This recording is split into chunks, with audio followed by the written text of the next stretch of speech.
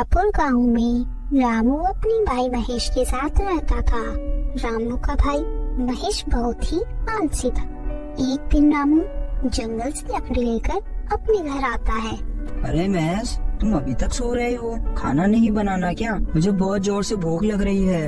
अरे यार भैया, मेरे सर में बहुत दर्द है, उठकर रसोई तक जाने की शक्ति नहीं है, फिर मैं खाना कैसे बनाऊंगा भैया? चलो कोई बात नहीं, तुम आराम करो, मैं ही मटर की सब्जी और रोटी बना दूंगा। फिर रामू वहाँ से चला जाता है तो उसका भाई महेश अपने मन में सोचता है, अरे आज फिर से ये मटर खाने पड़ेंगे, बहुत परेशान कर दिया है भैया ने। फिर शाम होते ही सुनो भाई महेश, अब तुम्हारी तबीयत कैसी है? कुछ सही नहीं है भैया, पहले सर दर्द हो रहा था, अब पूरा शरीर दर्द हो रहा है। पूरे दिन काम करके मैं बहुत थक गया हूँ और बाजार से जो सामान लाना था वो भी मैं ले आया और अब मैंने बर्तन नल के नीचे रख दिए हैं, तो तुम अगर उन्हें धो दो तो थोड़ी मेरी मदद हो जाए। नहीं भैया, अभी मेरे ये सब बस का नहीं है। अगर मैं बर्तन धोया तो अभी तो मेरा शरीर दर्द हो रहा है, और बर्तन धोने के बाद अगर मुझे बुखार हो गया तो आपके फालतू ही दवाई में पैसे खर्च होंगे। फिर बेचारा रामू भी बर्तन धोने चला जाता है।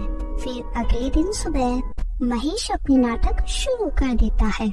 हे भगवान, मेरे तो हाथ में बहुत तेज दर्द हो रहा है, हे प्रभु बचा लो मुझे, मैं कहीं मर ना जाऊं। सुनो भाई महेश, आज मैं काम से शहर जा रहा हूँ, दिन में खाने के समय नहीं लौट पाऊंगा और मैंने तुम्हारे लिए आलू की सब्जी बना दी है, तो तुम उठकर खा लेना।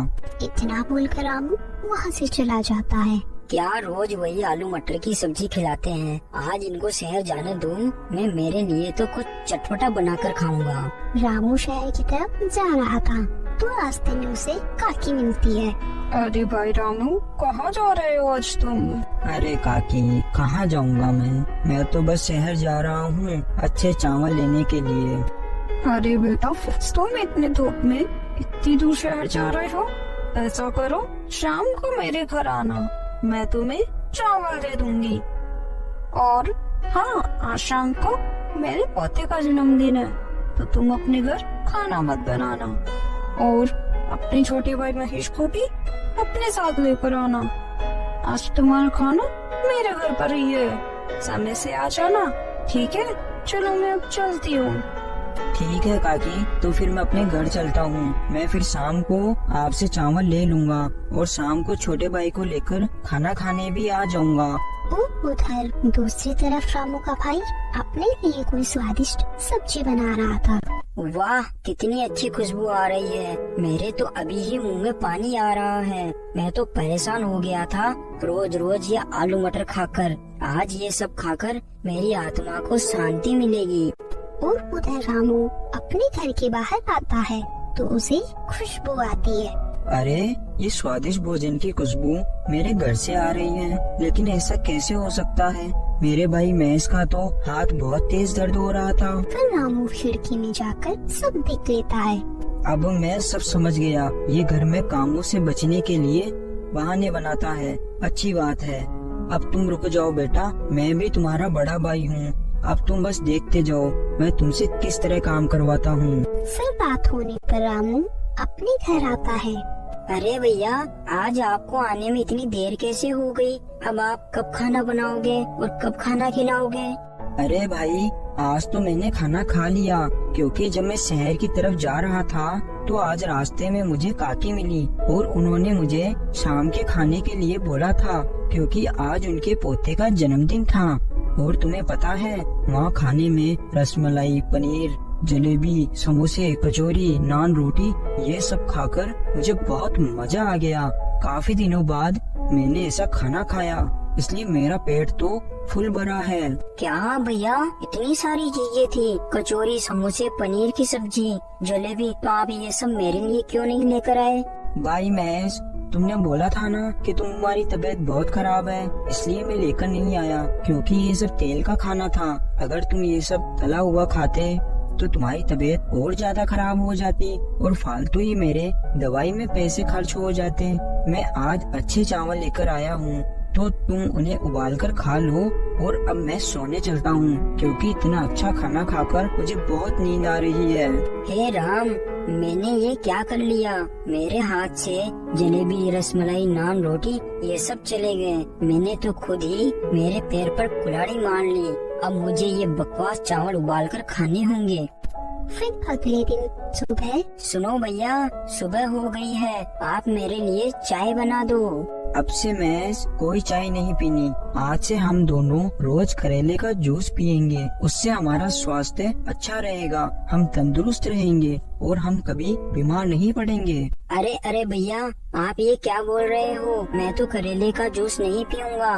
अरे ऐसे कैसे नहीं पियोगे तुम? मैं ये सब तुम्हारे लिए ही तो कर रहा हूँ, क्योंकि तुम्हारी तबीयत बहुत खराब रहती है ना, इसलिए मैं नहीं चाहता मेरा छोटा भाई हमेशा ऐसे बीमार रहे। और अब तुम इसे जल्दी से पी लो। फिर शाम होते ही महेश बोलता है, सुनो भैया, आज खाने में क्या बनाया है? मैंने आज करेले की सब्जी बनाई है। अब तुम्हें कुछ दिन यही सब खाना पड़ेगा। नहीं नहीं भैया, मैं करेले की सब्जी नहीं खाऊंगा।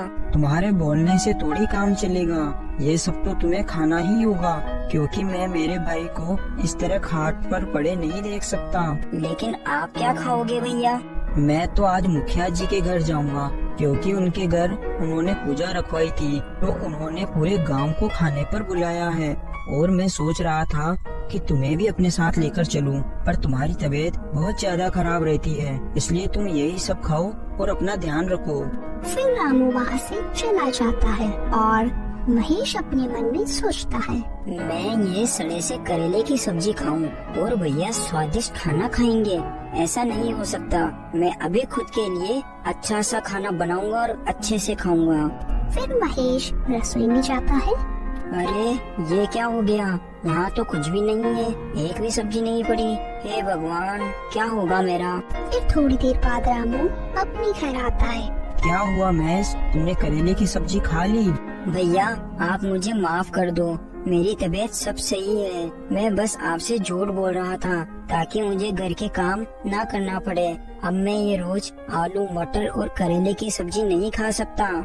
अब आई ना तुम्हारी अक्ल ठिकाने। तुम मुझसे अपने घर का सारा काम करवा रहे थे, तुम ये भूल गए थे कि मैं तुम्हारा बड़ा भाई हूँ। भैया, अब आप मुझे माफ कर दो, अब मैं कभी ऐसा नहीं करूँगा। अब से मैं घर के सारे काम भी कर लूँगा। और तुम ये मत सोचो कि मुझे कुछ नहीं पता था, मुझे सब पता था कि तुम ये सब काम के डर से ही ये सब नाटक कर रहे थे। क्या भैया, आप सच में सब कुछ जानते थे? लेकिन कैसे? आपको ये सब कैसे पता चला कि मैं नाटक कर रहा हूँ? हाँ हाँ, मुझे सब पता था कि तुमने उस दिन स्वादिष्ट खाना बनाया था। मैंने ये सब खिड़की से देख लिया था, क्योंकि जिस दिन मैं शहर जा रहा था तो मुझे नाश्ते में ही मुझे काकी मिल गई थी, तो उन्होंने मुझे खाने के लिए बोल दिया था और मैं वापस आ गया था। लेकिन जब मैं घर के बाहर आया तो मुझे खाने की खुशबू आ रही थी, तो मैंने खिड़की से जाकर ये सब देख लिया। मुझे माफ कर देना भैया, आप सच में मैं ऐसा कभी नहीं करूँगा। आप जो भी मुझे काम बोलोगे मैं वो सब काम करूँगा।